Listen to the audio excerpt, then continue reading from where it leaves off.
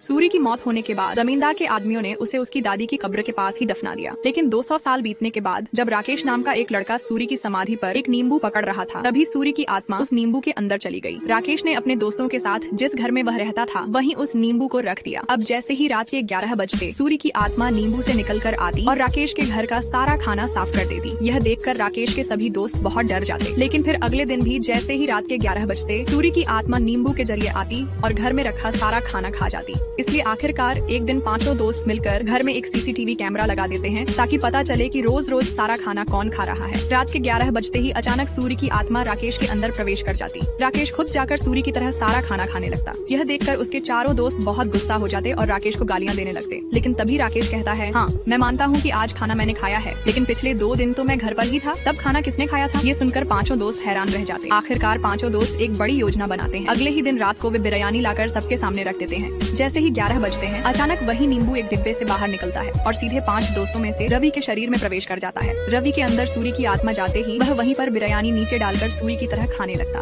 उसे इस तरह खाते देखकर बाकी चारों दोस्त पूरी तरह डर जाते। नेक्स्ट पार्ट के लिए लाइक और कमेंट करें।